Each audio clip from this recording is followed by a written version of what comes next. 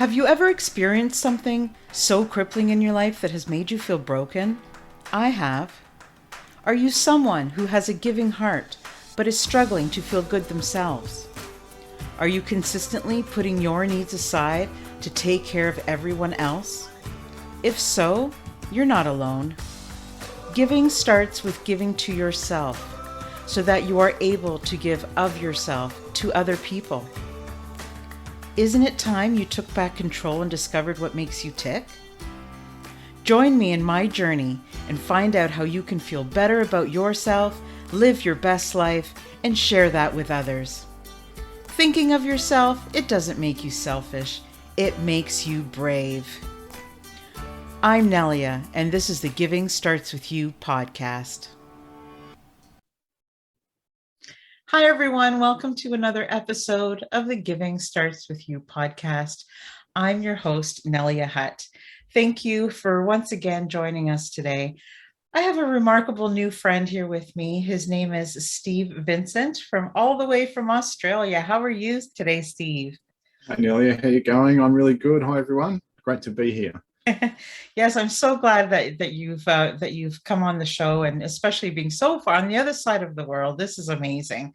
And I just think you're brilliant. So I just want to jump right in, tell you a little bit more about Steve.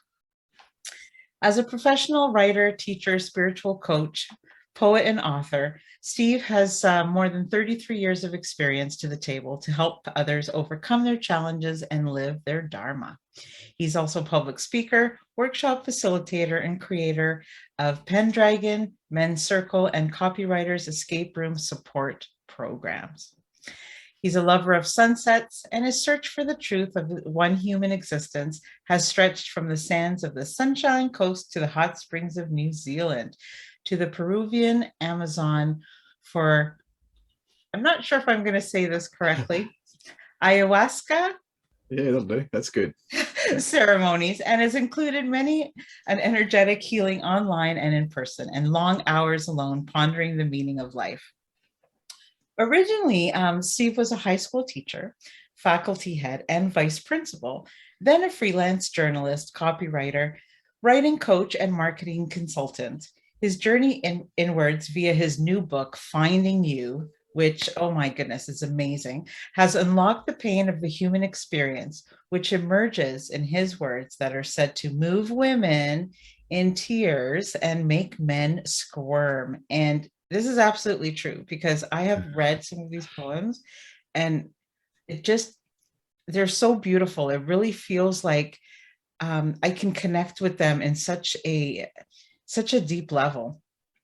He has spoken to audiences as large as 1,500 and has coached groups of all ages and sizes. He appears on a weekly international spiritual broadcast and contributes to several weekly self-improvement movements.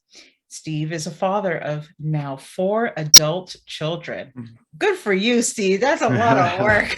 Has been. We had 4 under 5 at one point. So that's, oh my. Yeah. And he lives in the subtropical Sunshine Coast in Queensland, Australia. And when he's not writing and he's not mentoring others, he can be found at one of the beautiful local beaches, communing with Mother Earth or gazing out to sea. 4 under the ages of 5. That sounds like my husband. He's got 4, his siblings. So it's right. Wow. Job. Yeah, you see all this gray hair. I'm really only 25, right? But that was. Oh my goodness, I love your accent. So yes, welcome again. I am so happy for you to take the time to be with me today and just, to share with us all of these beautiful words. In a day like today and this age, it's not as common as I would like to see men open up with their feelings. And it's not as common as I think it should be. And although more and more it is becoming a common thing, but your poetry is simply, it's like music to me. Music is this beautiful thing. And it's just, I don't know, it speaks to me, but I won't keep this any further. How did you start this process? Keep going, please. It's honestly, I don't know. And it's not just for people Okay, so I'm going to tell the audience right now, it's not just for people who are experiencing mental health issues. It's for everyone because everyone suffers in one way or another. Everyone has a hard time putting their feelings into words. And when you read Steve's poems, it really does give you a picture of not just what Steve was feeling, but how you may be feeling. And, you know, having a way to express yourself sometimes is all you need to move forward. So I really felt Oh that it, yeah. it connected with me very much. So thank you, Steve. Yeah, thank you. And wow, that's so true what you said then earlier about if you've got a way to express things, it actually helps you move forward. And gee, speaking from experience, I've never expressed anything in my life, and you know, my heart space has really been closed off, and I don't want to, I guess, paint this inaccurate picture. I mean, I'm a normal guy. I've got a successful, outwardly happy life, you know, and I've got really great friends, beautiful wife, beautiful kids, beautiful home. I live near the beach, you know, like it.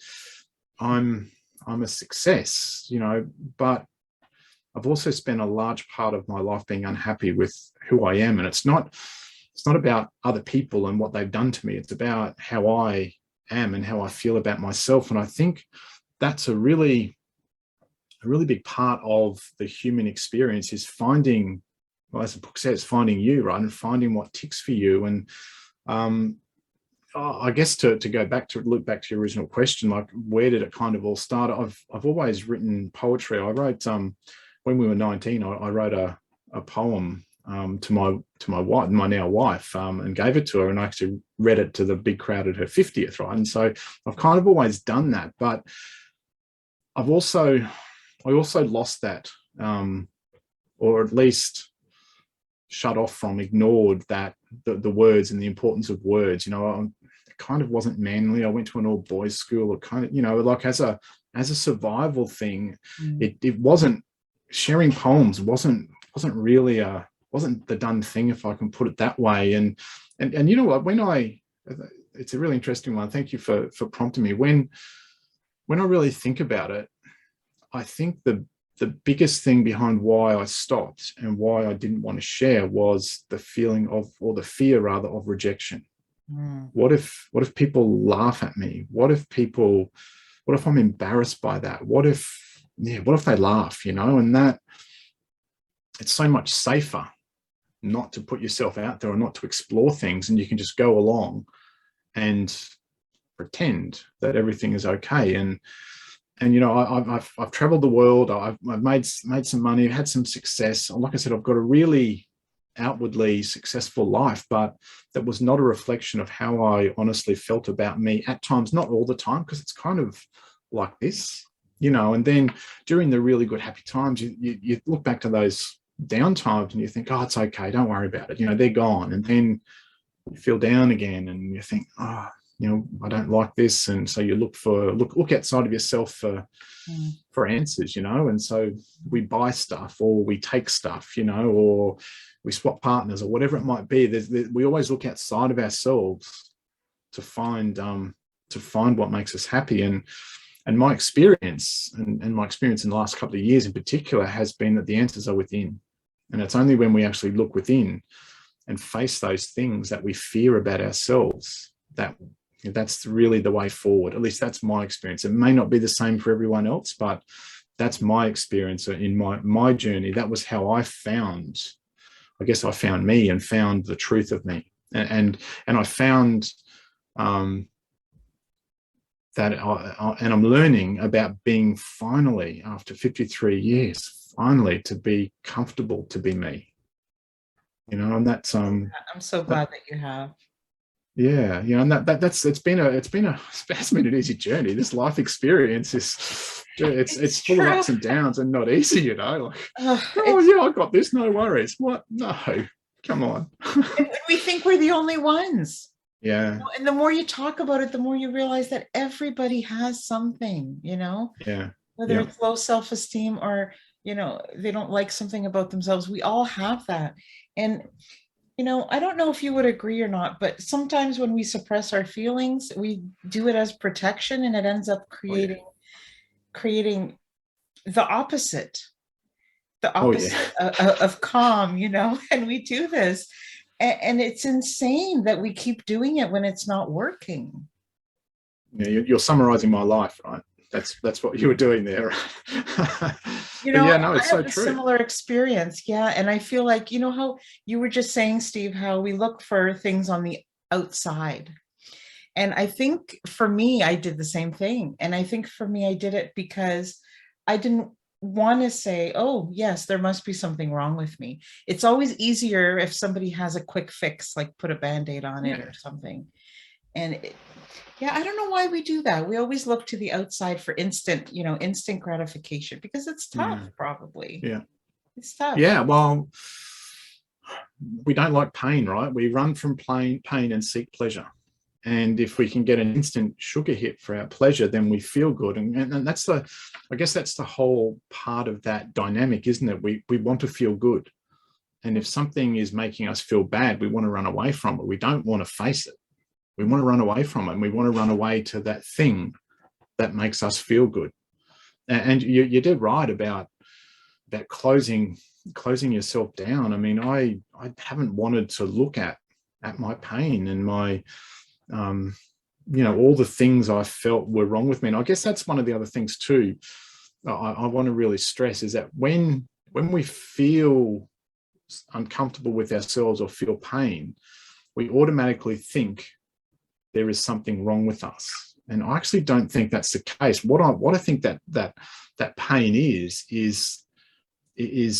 it's a signal from the world to have a look at yourself to find out who you really are so that you can walk your path in life. And yet it's kind of this weird dichotomy of two energies, right? There's pain, which I don't like, and so I run away from it. But it's in facing that pain we can actually find the real truth about who we are and what we want in life, and be okay with that, and it's there's nothing wrong. We've just got to find a way of looking through those clouds and the veils and walking through that and facing it, and I know it's easier to say there's nothing wrong when you don't feel that, right? Because I have felt that much of my life. What is wrong with me?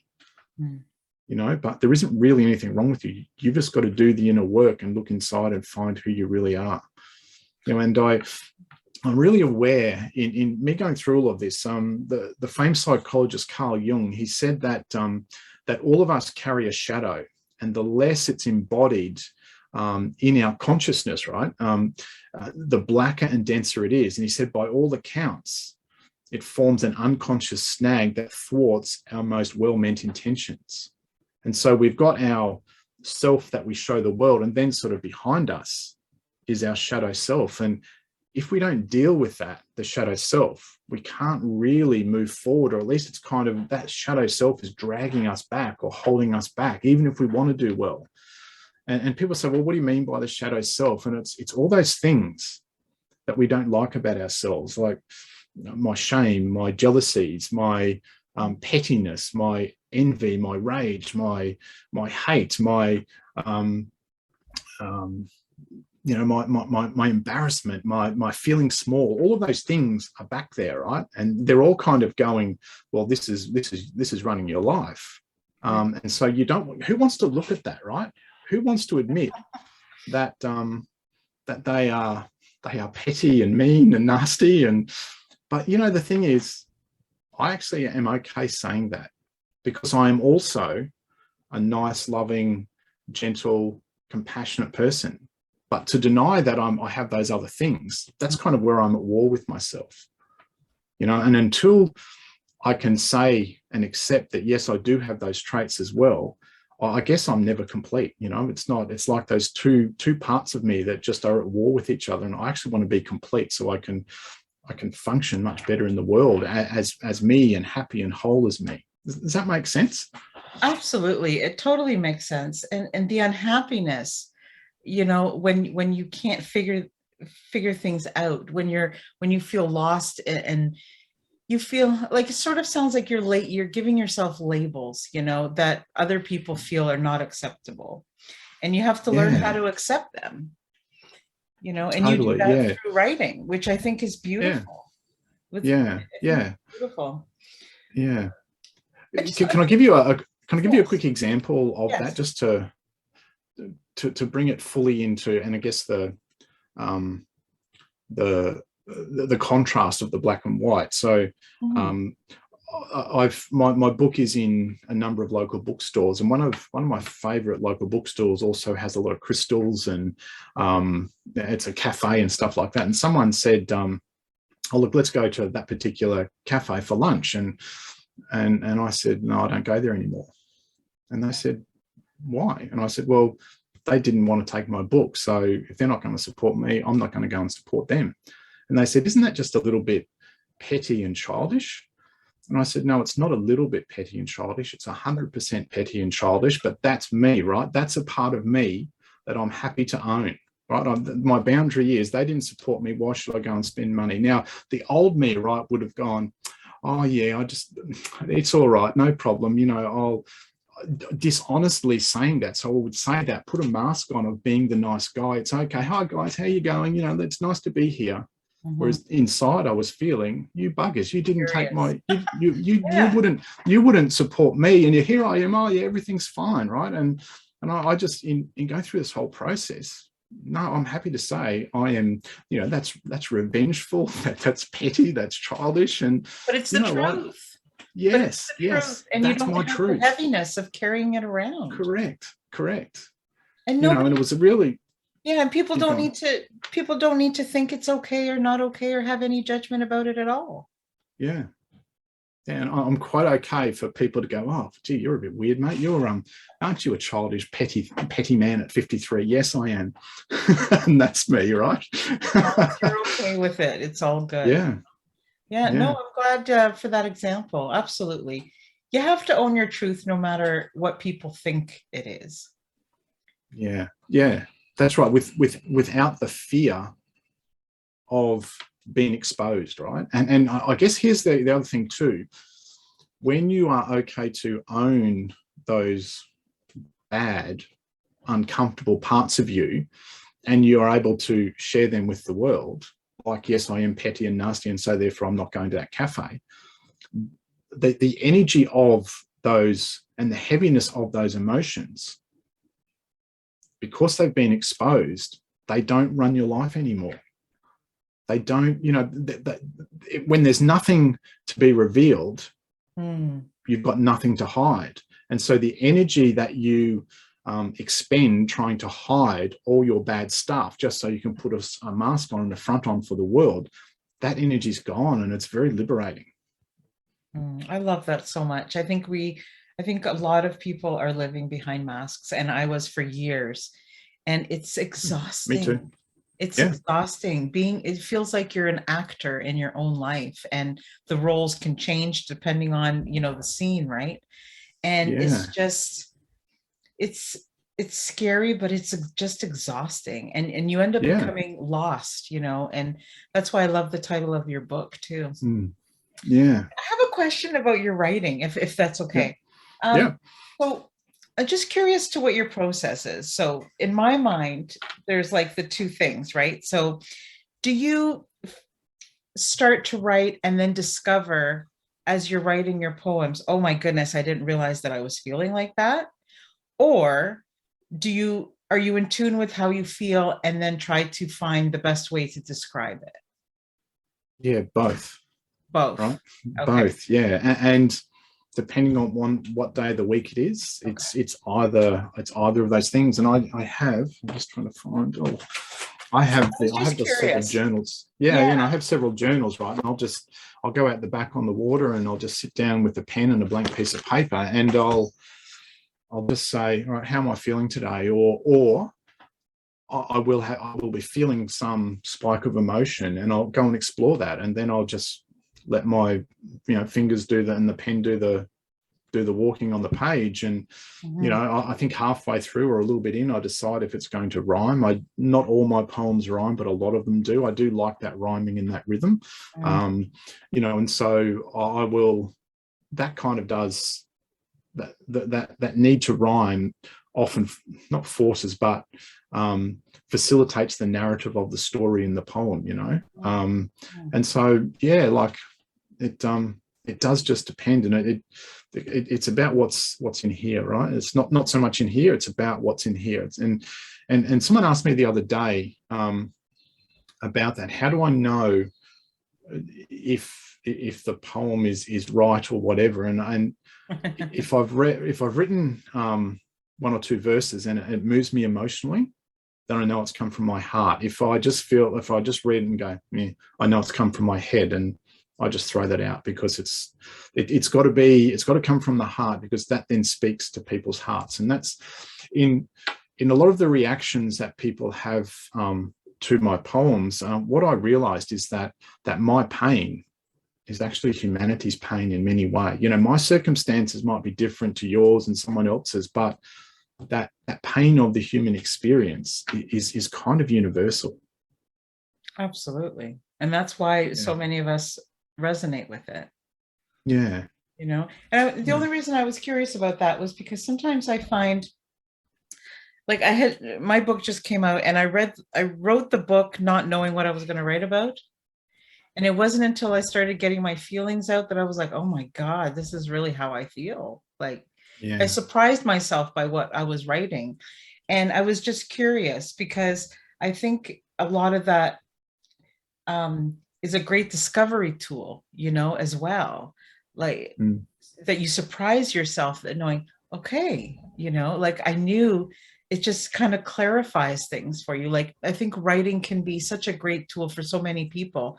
And you're a brilliant writer, but, you know, for people out there who are listening, who perhaps feel that they don't have the skill of writing, it don't have to be good at something to try to express yourself through it, whether it's art or writing or music.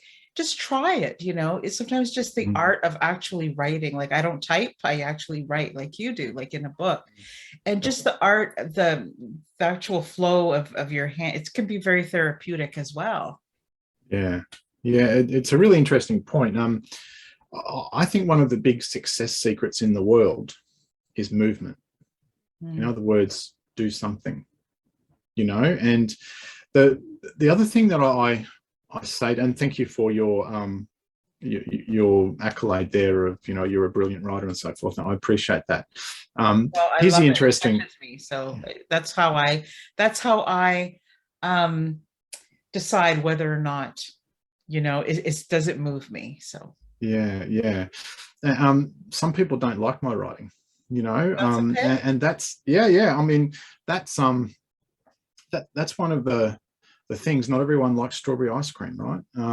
You know, and that's part of the dynamic, the diversity of our human experience. And so that issue of movement, you know, just do it, just do something. It doesn't.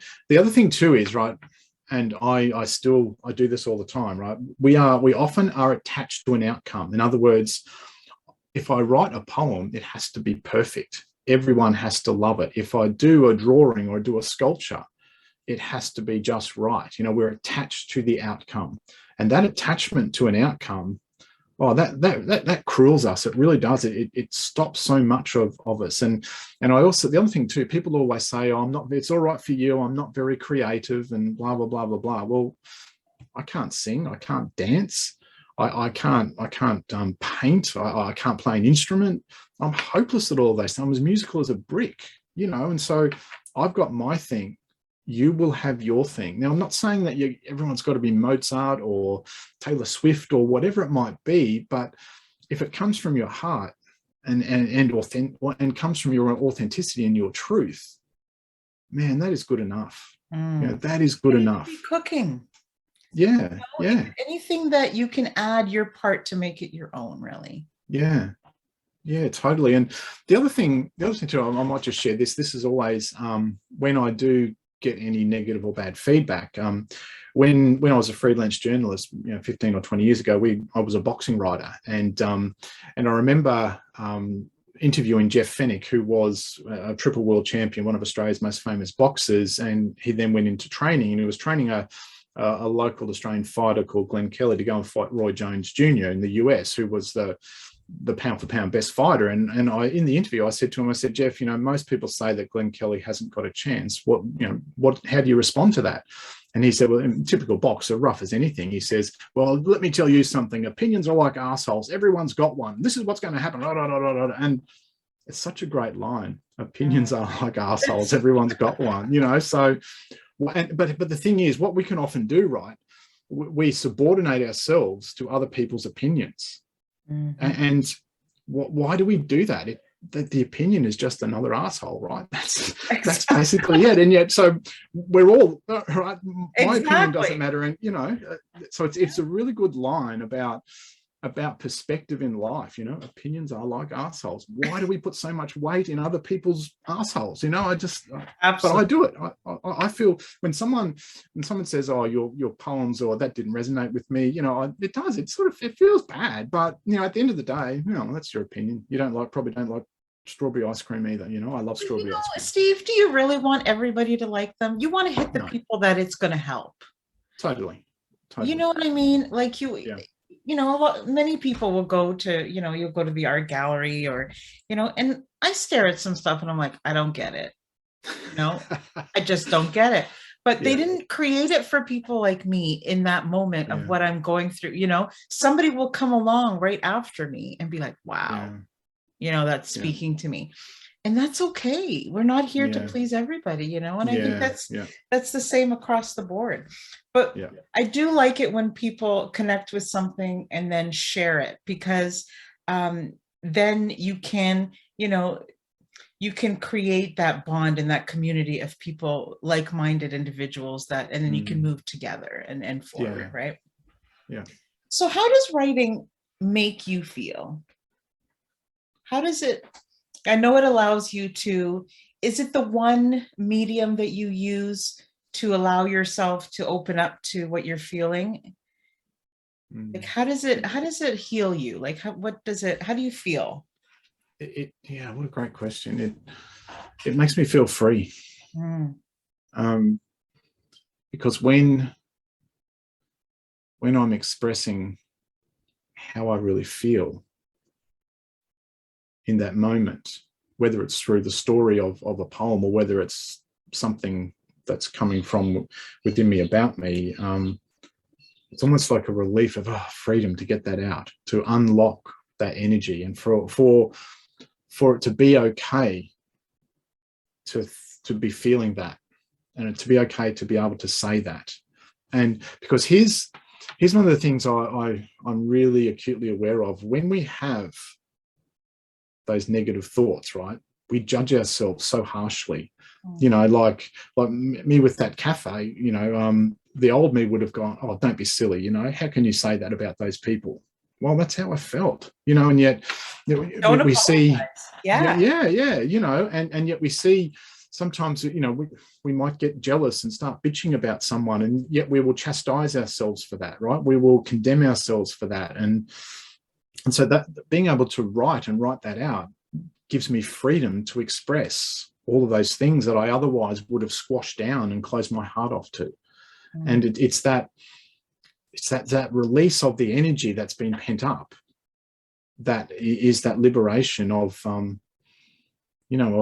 trapped emotions. And so whatever art is yours, whatever creativity is yours, find what works for you, and find a way of it, how you can express that, no matter how dark it might be, right? In fact, the darker it is, the better, probably, because you're finally bringing that darkness out into the world. And the thing is, that darkness is part of you. And yet, instead of condemning that awful stuff, why not love it? Why not shed some light on it and then love it as part of you? Because here's the thing, when those bad things that we don't want the world to see in us, when we do love them, when we shine the light on them and we accept them as part of us, one, we become whole, right? But two, the energy of them with their gripping of us, it just dissipates, right? And and I think a lot of in our human experience, a lot of our problems come from denying, squashing,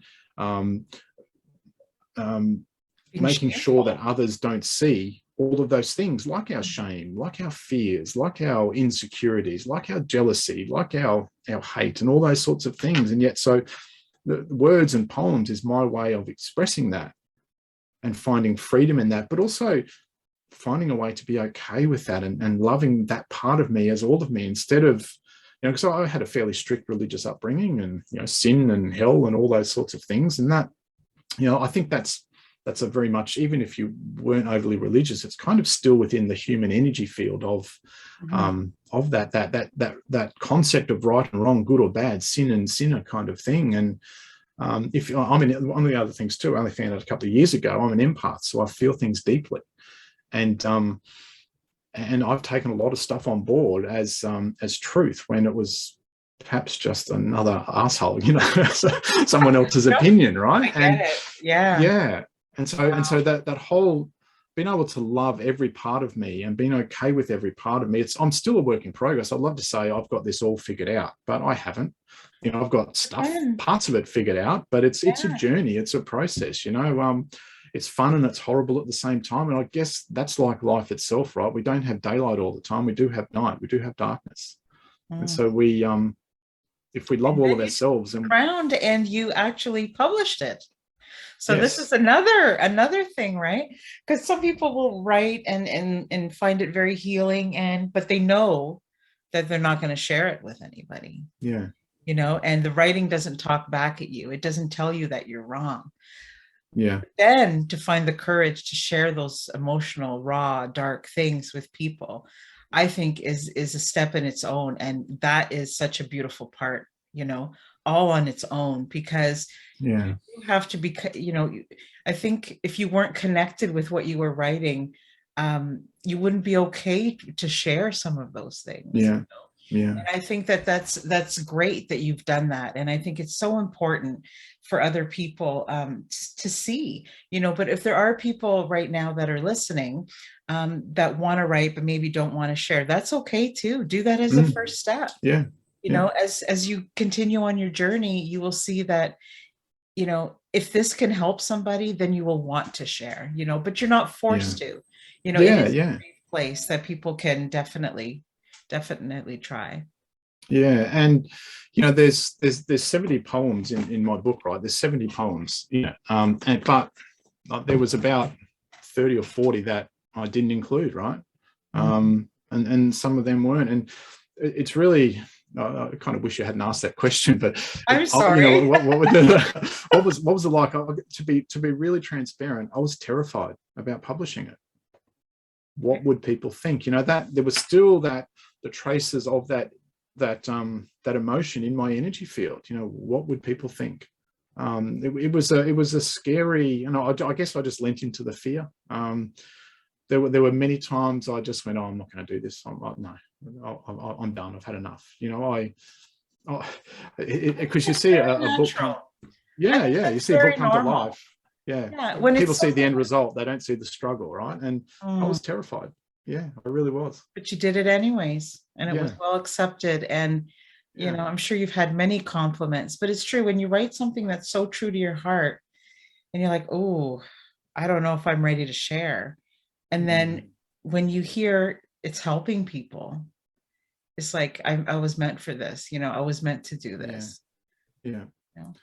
Yeah. Wow, that's a really interesting one. I actually got a call on Friday, last night or Wednesday night, from a man I've known for 27 years, and his friend died. And his friend, he and I are the same age, and his friend died. And he was asked to do the eulogy, and he called me up the other night, and he said, I was really struggling to write the eulogy, and he said, I knew Bruce loved poems and that, but we couldn't really find one. He said, then just out of the corner of my eye, I saw your book on my nightstand, and this is really interesting because he's a very, very manly, gruff guy. He said, I just decided I'm going to pick your book up.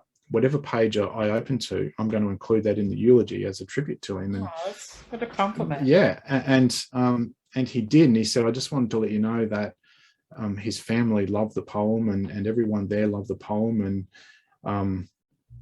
yeah, it really helped. It was a lovely tribute to him. And and when I hear stories like that, it made the terror of doing it, like that moving, that emotion really helped. to let me Absolutely. know it was worthwhile. Yeah. And I guess it's that old Emerson said, you know, the definition of success is that to know that even one life has breathed better because you have lived, you know, that is to have succeeded. And so I guess I'm getting that one person at a time. Even though I don't really think I set out to do that, but that's kind of what is happening, what has happened and is happening. Yeah.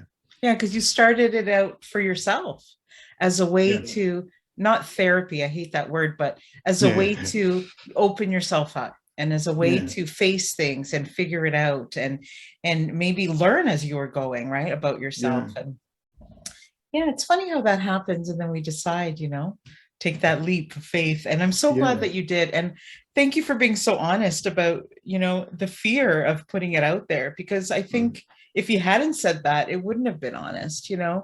and I appreciate that, because I think we all have, we have fear of sharing our fears, and then we have Yeah. the fear of, people laughing at us. And it's, even without, like you were saying, you went to a boys' school, a private boys' school. Yeah. Even if they had not read your poems, just the fact of you saying to certain people, I write poetry, you could have been writing about sports. It didn't matter. Just, so I get that. From it's, I don't think it's as much like that now. Mm. And I'm so glad, because whether you're a man or a woman or a child or, anything, I think it's so important to put that aside and just, connect as a human being, because no matter what sex you are or what you enjoy doing or anything like that, I think that sharing from the heart is what makes us feel, right? Yeah. It's what brings us all together, no matter who we are. So I love Yeah. that so much. And I love your poster in the background. You are a writer. I wish I Oh, could yeah. read everything that it said in there, but I'll take a photo of it and send it to you, Amelia. that's Yeah. awesome. Can you show us Yeah. the cover of your book again? Yeah, sure. Yeah. It's beautiful. I It's love coming it. up okay. Yeah. Yeah. I mean, it's kind of, it symbolizes my journey as well, because I love walking along the beach, right? Love And the title of it too. it Would you mind reading a poem out of your book? sure. I would love Would to. yeah. Anyone would be Oh, great. I love it. okay. Actually, what I'm feeling, I did read that one about the cage for you before, but I'm feeling to read one from page 143 about fear, seeing as we've talked a lot about fear. This one's called Fear. And just to give folks listening and watching an idea, the way I've structured the book, the poem is on the left-hand page. There's my reflections on the right. In other words, what I was thinking and feeling. And then there's space to do your own reflections with different exercises. So that's how it's structured. Yeah. And so I'm feeling to read Fear. One other thing before I do that, I was talking to one of my mentors about, I'm just terrified of doing this. And she said to me, well, how do you think any rock star or artist feels the first time they perform one of their new songs? They don't know how people are going to accept it, whether it's going to be a big hit or whether it's not going to be. But she said, people never worry about that. That doesn't stop them. They still go and perform the song. So in each of those moments, you've got a choice to make, and so it was okay, but it terrified me. And it is terrifying. You know what trick I use is, sometimes I'll think to myself, even if they don't like it, there will be somebody out there that'll resonate with it. So I'm doing it for that person. I'm doing it for the person who will get it. It sometimes we call our things good or bad, or popular or unpopular, or it's a good song or not a good song. I think all forms of artwork are beautiful. It's just not going to reach everybody. Yeah. Totally. Yeah. And so this one's called Fear, and this doesn't rhyme. It's really it's a straight from the heart talk about how I was feeling, probably about publishing the book, which might also be kind of relevant too. So it goes like this. I don't know what to do. I need help. It will fail. No one will like it. What if it doesn't work? Others do it way better. Look how good they are. You might look foolish. You'll embarrass yourself. This has never worked for me. Small, less than, not worthy. This and other bullshit bounces around in my head. And my reflections on that were, examine what goes on in your mind. When I was in stillness one day, I listened to that inner voice. I then let go and allowed the feelings to flow. For some reason, there was despair, and behind the despair was fear. I let it all come out and felt better when that energy was released through the poem of fear. And the reflection exercises I've got for people here are, what's going on in your mind right now? Be honest. Don't judge. Write it here. Just let it out. And in that moment, for whatever reason, I was fearful. I didn't want to be found out. I didn't want people to laugh at me. I didn't want people to look at me. It was so much safer just to stay hidden and buried and not be seen. And that's that craving for safety. And so, you know, when people are reading through this, so right now for you, what's going on in your mind right now? And yeah, maybe this discussion, maybe this makes you feel really uncomfortable because it triggers something in you. And I would say, if that's the case, fantastic. Write about what is that feeling? Why do you feel that way? Dig into that. Don't judge. Just write out all those things. You know, hey, this bearded guy who talks funny from Australia. No, I don't feel. You know, so if that's it, write it out. Be honest. You know, write about all the assholes that are. Yeah, totally. Yeah. And then the second part of the reflection, I've said, is there anything about you that hasn't been loved that you need to look at more closely? Explore this in words or pictures here. And for me, that part of not being loved was that fear of being, I guess, found out, that fear of being embarrassed, that fear of being shamed, that fear of not being loved. You know, and that was what was behind the poem Fear. You know, and I've shared that and I do the odd workshop with people where we go through you know, the book, and so, you know, I will then share, like I'm doing now, what's that, you know, what was behind the poem for me, and I'll ask people, you know, if you feel led to, what fear have you got? And that most of the time, you know, whether it's online or live, you know, they're happy to talk about it, and sometimes they're happy to talk about it for the very first time. And what they will say after it was, you know what, I really didn't realize how deeply that affected me. But going through the poem as a stimulus and then having the courage to look within inside, that has shifted something within me. So yeah, for sure. Yeah. And it's like somebody else feels like that. Yeah. I'm not alone anymore. Yeah. That's one of the things I want to do, is end loneliness, you know, as much as possible, because I feel that when we feel alone, there's no movement. We feel we're uncared about, we feel people are being indifferent toward us, and nothing feels worse than that, I think. And to just read it, and, you know, read a poem or read some piece of work that affects you in that way, and not to feel that loneliness and feel part of something bigger. It can do a lot for someone. It really can. Yeah. The other thing, it's a good point, Nelly. The other thing I would say about that is, don't kind of elevate me. Oh, look at this guy, he's published this book with all these poems, you know, look, he's so cool and all those sorts of things. I'm just as screwed up as you are, you know. I just talk about it and write about it to help you do the same thing. And so if you feel, the reason that, you know, that I feel that fear is because I feel small and, you know, and all those sorts of things, and within me, you perhaps feel that same way at some point as well. And the reason I can say that with confidence is that's the human experience, and that's part of our journey on the planet here, to work through those issues, not to run away from them, to face those fears. And you know, like I said, I still face my fears every day, and I still fall off the horse and get cranky, and I have my petty moments where I still haven't been to that cafe and I'm not going back, you know. But accepting I'm okay all with that. You, you know, that's what it's about, accepting the bad and the good. Totally. Being okay with it, and being okay with it despite what other people think about it. Yeah. Yeah. being okay with it despite people not accepting certain things. It's not, Yeah. they don't need to. As long as you can look at yourself in the mirror and you're happy with what you see, good or bad, and yeah, I feel that that's the only way to really live, is live for yourself and live. We all come into this world alone and we die alone. And, what we do in between is all up to us. And Yeah, totally. it's Yeah, okay to be okay. And I think if we were all like pure and perfect, it would be boring as heck. it would. Like, Yeah. I think, just Yeah. honestly, wow. Yeah. It would be, although to bring balance to that, Yes.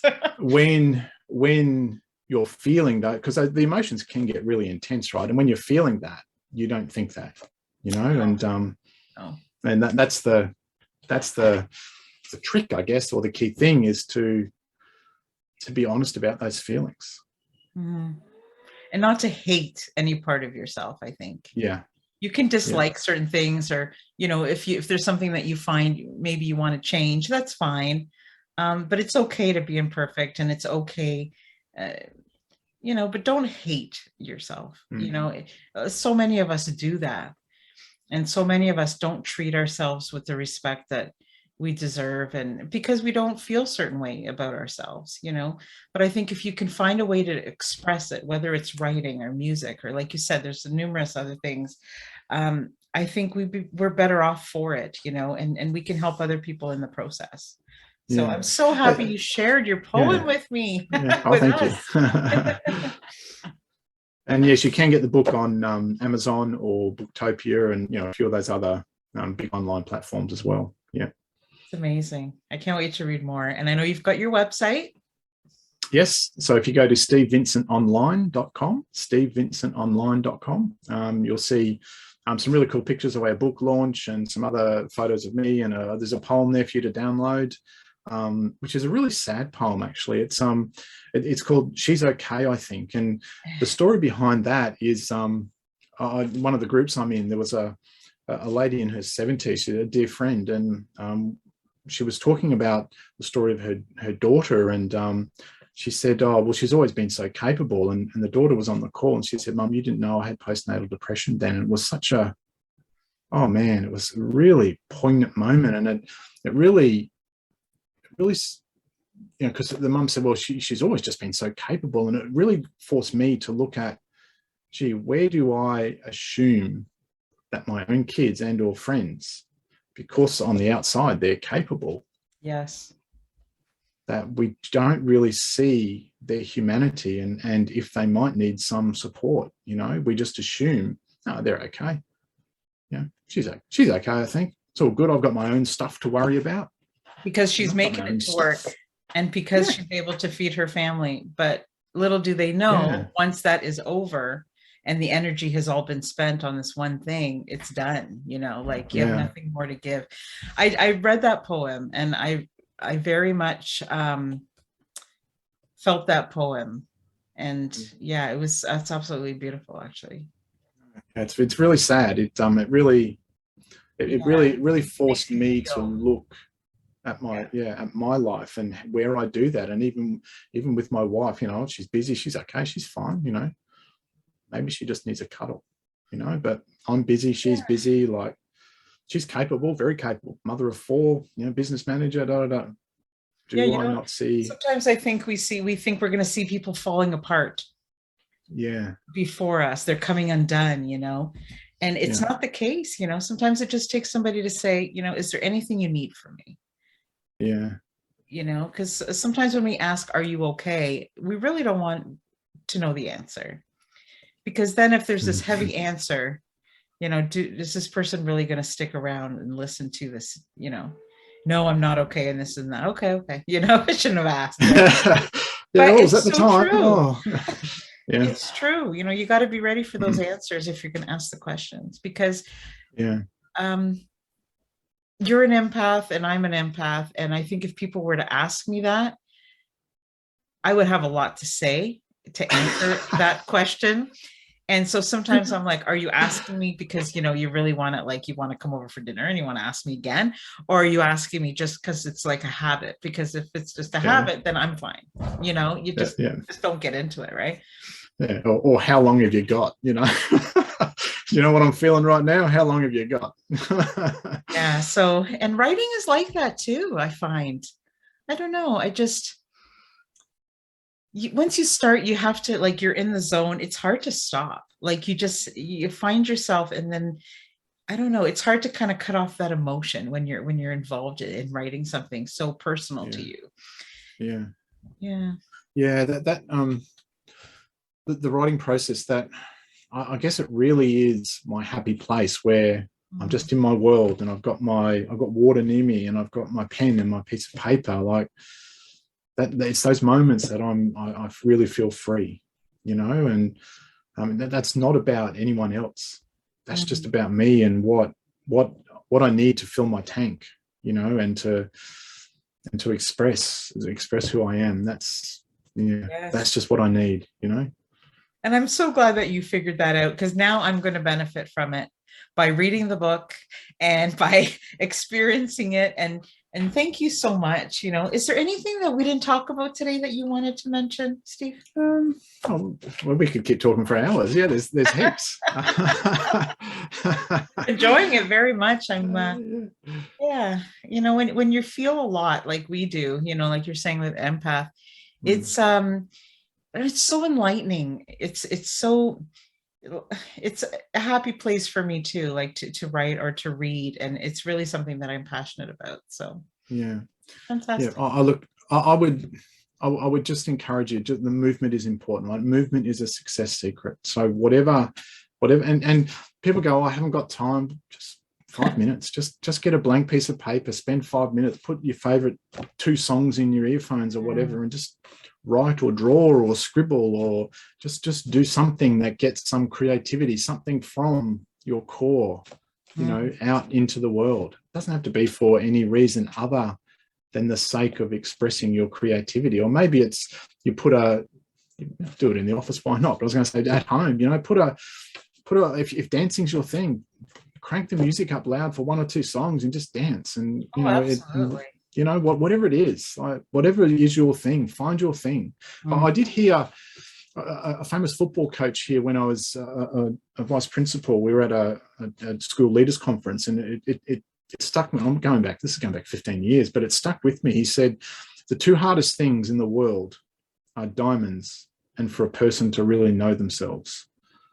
And that is so true. So know what it is for you. What is your thing?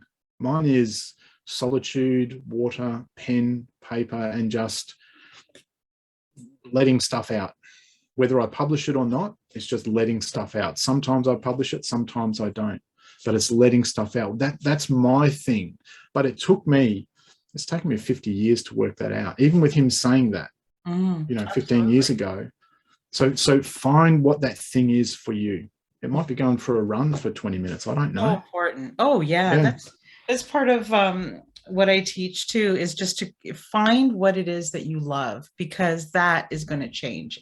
It's going to change everything. Yeah. It's going to change your happiness level. It's going to change so many things about the way you choose to live the rest of your life, Yeah. And yeah, it's funny that we're talking about that, because everybody's is just so different.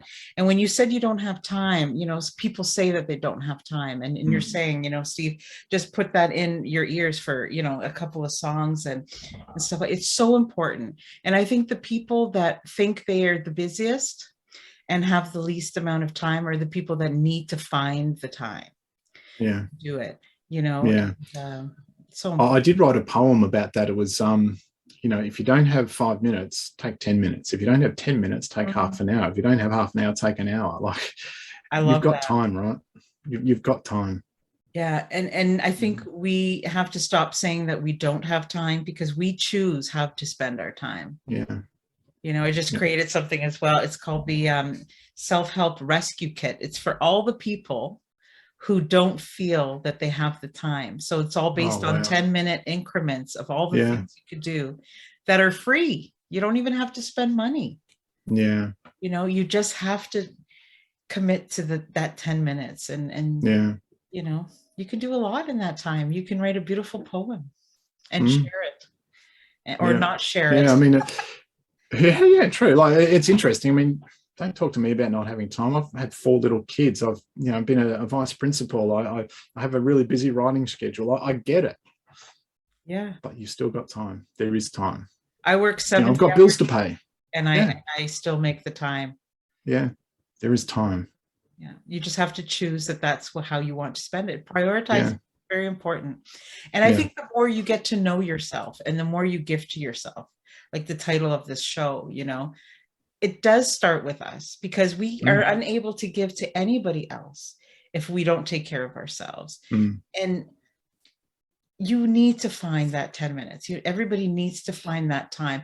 And correct me if I'm wrong, but I believe, I don't know if you believe this way, but the more you do it, the more you feel like you need it and you enjoy it.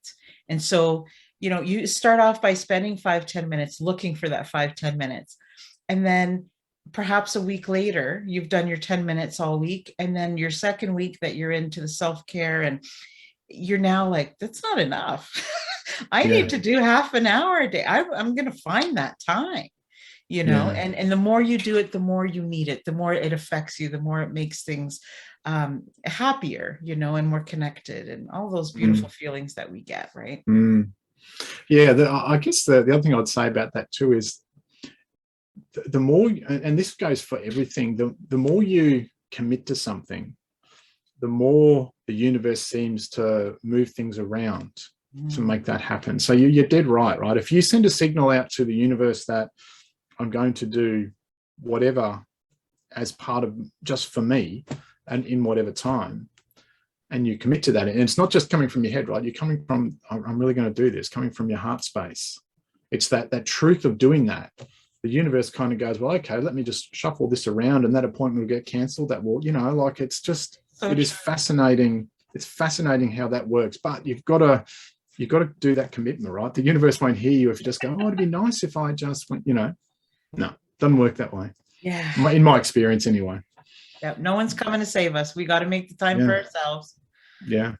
Thank you so much for sharing your wisdom with us. And honestly, I can't wait to pick up another one of your poems. It's so heartwarming for me, and thank you for sharing that.